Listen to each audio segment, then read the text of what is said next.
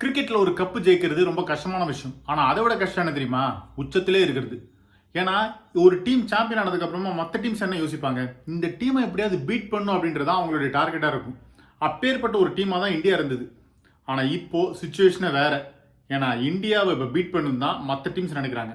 ஏன்னா white ball கிரிக்கெட்ல Indian team gold ஸ்டாண்டர்டுக்கு வந்துட்டாங்க. முக்கியமா T20 ஃபார்மேட்ல தவிர்க்கவே முடியாத அன்பீட்டபிள் டீமா இருக்காங்க. 2024 T20 வேர்ல்டு கப், 2026 T20 வேர்ல்டு கப்னு 2 title back to back win பண்ணியிருக்காங்க இந்தியா. இந்தியன் கிரிக்கெட் டீம்ல இப்படி ஒரு சேஞ்ச் இந்த T20 வேர்ல்டு கப் மூலமா எப்படி வந்தது அப்படின்றது தான் இந்த வீடியோல பார்க்க போறோம். இதுல வர முதல் விஷயம், T20 வேர்ல்டு கப் 2024க்கு அப்புறமா வந்து ஒரு ஈரா. ரோஹித் சர்மா, விராட் கோலி, ரவீந்திர ஜடேஜா இந்த 3 பேருமே ஒரு ஜெனரேஷன் ரெப்ரசென்ட் பண்ணாங்க. ஆக்சுவலா இவங்க போனதுக்கு அப்புறமா ஒரு வெற்றிடம் இருக்கும் அப்படின்னு நினைச்சாங்க. அதுதான் கிடையாது. ஏன்னா இவங்க இருக்கும் போதே ஒரு ரீப்ளேஸ்மெண்ட்டை இந்தியன் டீம் ரெடி பண்ணிட்டாங்க. ஓப்பனிங் ஒருத்தவர், ரன் மிஷினுக்கு ஒருத்தவர், அதுக்கப்புறமா ஒரு ஸ்பின் போலிங் ஆல்ரவுண்டருக்கான ரீப்ளேஸ்மெண்ட் ப்ராப்பராக ரெடி பண்ணதுக்கு அப்புறமா தான் இவங்க வெளியே போனாங்க. அதனால இந்த டீம் ஒரு கோர் டீமை செட் பண்ணிட்டாங்க. அடுத்ததா வருது T20 ஸ்பெஷலிஸ்ட்கான ஒரு ஜென்ரேஷனை இந்தியன் டீம் ரெடி பண்ணது தான் மிகப்பெரிய பிளஸ். ஏன்னா இவங்களுடைய கான்செப்ட் T20க்கான ஒரு டீம் ரெடி பண்ணணும். அதாவது T20க்கான ஒரு கோர் டீமை ப்ரிப்பேர் பண்ணணும். அவங்களுடைய மெயின் மோட்டோ என்ன தெரியுமா? Attack attack attack. இதுதான் ஸ்டார்டிங்லேருந்து விளையாடு. பவர் பிளேவை யூஸ் பண்ணிக்கோ. ஒரு 6 ஓவரில் 90 ரன்ஸ் கூட போகட்டும், 100 ரன்ஸ் கூட அடி, எப்படி வேணா அடி, எந்த ஒரு ப்ரெஷரும் உனக்கு கிடையாது அப்படின்ற மாதிரியான ஒரு மைண்ட் செட்டை உருவாக்குனது தான் இந்த வெற்றிக்கு காரணம். ஏன்னா T20 ஸ்பெஷலிஸ்ட்காகவே இந்த ஃபார்மட்டுக்காகவே உருவாக்கப்பட்ட ஒரு கோர் டீம் இருக்குல்ல, அவங்களுக்கு இந்த ODI டெஸ்ட் பிரஷர் இல்லவே இல்லை. அதனால ஒரு ஃபியர்லெஸ் அப்ரோச் இந்த டீமுக்குள்ளேயே இருந்தது. இது எல்லாத்தோட இன்னொரு காரணம் இருக்கு, அதுதான் ஐபிஎல் பேசிக்காவே ஒரு நல்ல எக்ஸ்பீரியன்ஸ் கொடுத்தது. இன்டர்நேஷனல் பவுலர்ஸ், சின்ன சின்ன மொமெண்டம், பிக் கிரவுட், பிரஷரான சுச்சுவேஷன் எல்லாத்தையுமே ஏர்லியராகவே இங்கே ஹேண்டில் பண்ணிட்டாங்க. அதனால இந்த யங் பிளேயர்ஸ்லாம் இருக்காங்கல்ல, அவங்க T20 ஃபார்மட்டுக்காகவே மைண்ட் செட்டோட விளையாடினாங்க. அது அப்படியே இந்த இன்டர்நேஷனல் ஃபார்மட்டுக்குள்ளேயும் வந்துருச்சு. இதுல வர அடுத்த முக்கியமான காரணம் கேப்டன் சூரியகுமார் யாதவ் மற்றும் கௌதம் கம்பீருடைய காம்பினேஷன். என்னதான் சூரியகுமார் யாதவுடைய பேட்டிங் மேல விமர்சனம் வச்சாலும் கூட அவருடைய கேப்டன்சி ஒர்க் அவுட் ஆயிடுச்சு. இப்போ ஒரு வேர்ல்டு கப் சாம்பியன் அவர். இன்னொரு பக்கம் கௌதம் கம்பீருக்கான எக்ஸ்பீரியன்ஸும் இருக்கு. அவரும் நிறைய வேர்ல்டு கப்ல முக்கியமான வின்னிங் டீம்ல இருந்திருக்காரு. ஏஷியா கப்பை வின் பண்ணியிருக்காரு. ஐபிஎல்லையும் அவர் ஒரு சாம்பியன். ஸோ இந்த 2 பேருடைய காம்பினேஷன் இந்தியன் டீமுக்கு ஒர்க் அவுட் ஆச்சு.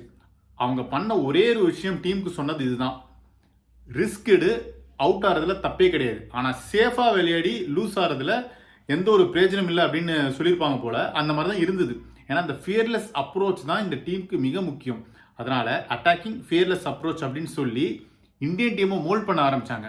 அதனால இந்தியாவுடைய இந்த யங் பிளேயர்ஸ்லாம் அசால்ட்டாக விளையாட ஆரம்பிச்சிட்டாங்க. இந்த ஃபியர்லெஸ் கிரிக்கெட் மூலமா என்ன ஒரு ப்ளஸ் பாயிண்ட்னா, யாருமே மைல் ஸ்டோன்ஸ்க்காகவும் பர்சனல் ரெக்கார்ட்காக விளையாடல, டீமுடைய அந்த ரன் ரேட்டை உயர்த்தணும் அப்படின்ற ஒரு நோக்கத்தோடு தான் விளையாண்டாங்க. அதுக்கு ஒரு உதாரணமே சஞ்சுவை சொல்லலாம். கடைசி 3 மேட்சஸ்ல சஞ்சுவுக்கு செஞ்சுரி அடிக்க வாய்ப்பு இருந்தாலும் கூட அவர் அதை பத்தி கவலையே படலை, அடிக்க தான் ட்ரை பண்ணாரு.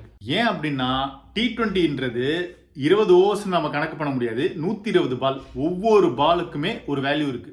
அடுத்தது இந்தியாவுடைய பவுலிங் ஸ்ட்ராட்டஜி ஒரு ஸ்மார்ட் மூவ்னு சொல்ல முடியும். மிஸ்ட்ரி ஸ்பின்னர்ஸை உள்ள கொண்டு வந்தாங்க. வருண் சக்கரவர்த்தி, குல்தீப் யாதவ். வருண் சக்கரவர்த்தி சில இடங்கள்ல எக்கனாமி ரேட் அதிகமாக இருந்தாலும் கூட அவருக்கு இப்போ ஹையஸ்ட் விக்கெட் டேக்கர்ன்ற ஒரு ரெக்கார்ட் இருக்கு இந்த வேர்ல்டு கப்ல. ஸோ இது இல்லாம பும்ரா அப்படின்ற ஒரு மேஜிக், அவர் ஒரு மெஜிஷியன் தான் சொல்ல முடியும். T20 கிரிக்கெட்ல இந்த பேட்டிங் டாமினேஷன் பிச்சில் இந்த மாதிரியான ஒரு சுச்சுவேஷன்ல ஃபைனல் சுச்சுவேஷன் பாருங்க, 4 ஓவர்ல 20 ரன்ஸ் கூட அவர் கொடுக்கவே இல்லை. அப்படின்னா அவர் எப்பேற்பட்ட பவுலர்னு சொல்ல முடியும், நமக்கே தெரியும். இது இல்லாமல் அந்த செமிஃபைனலில் விளையாடினது வந்து வேர்ல்ட் கிளாஸ் பவுலிங் அப்படி தான் சொல்ல முடியும். 18 பால்ல 45 ரன்ஸ் அடிக்கணும். பேட்டிங்க்கு சாதகமான ஒரு பிச்சு. அப்பேற்பட்ட ஒரு சுச்சுவேஷன்ல பும்ரா டிஃபெண்ட் பண்ணாரு பாருங்க, அதுதான் ஹைலைட்டான விஷயம். அடுத்ததா இந்தியாவுடைய allrounder, spin bowling allrounder, pace bowling ஆல்ரவுண்டர்னு வெரைட்டியா இருந்தது. ஹர்திக் பாண்டியா, சிவம் துபே, அக்சர் பட்டேல், கூட வாஷிங்டன் சுந்தர்னு இந்த டீம் காம்பினேஷனே நல்லா ஒர்க் அவுட் ஆச்சு. இது எல்லாத்தோட ஒரு முக்கியமான விஷயம் இந்தியாவுடைய டாப் ஆர்டர். அதாவது இந்த டோர்னமெண்ட் ஸ்டார்ட் பண்ணும்போது டீம்ல வீக்னஸ் இருந்தது. அந்த டாப் ஆர்டரான அபிஷேக் சர்மா, திலக் வர்மா, இஷான் கிஷன் 3 பேருமே சரியா பெர்ஃபார்ம் பண்ணல. ஏதோ ஒரு வகையில சொதப்பிட்டே இருந்தாங்க. அந்த 3 பேருமே லெஃப்ட் ஹேண்ட் பேட்டர்ஸ்ல அந்த காம்பினேஷனை ஒர்க் அவுட் ஆகல.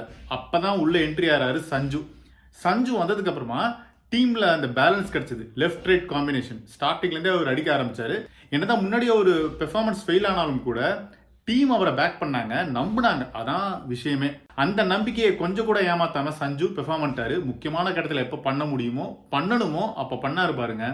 அதுதான் இந்த வெற்றிக்கு முக்கியமான காரணம்.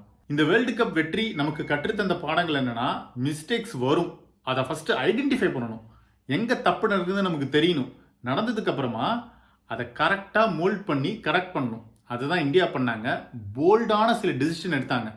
தப்போ ரைட்டோ அந்த அவுட்கம் பத்தி அவங்க கவலையே படலை. அந்த டிசிஷனால தான் இந்தியன் டீம் இப்போ சாம்பியன் ஆயிருக்காங்க.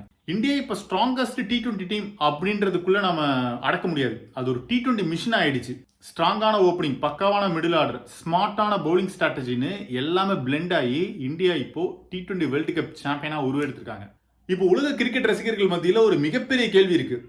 செம்ம ஸ்ட்ராங்கான இந்தியாவுடைய T20 டீமை தோக்கடிக்க போற அந்த அணி எது அப்படின்றது தான் நல்ல கேள்வியில்.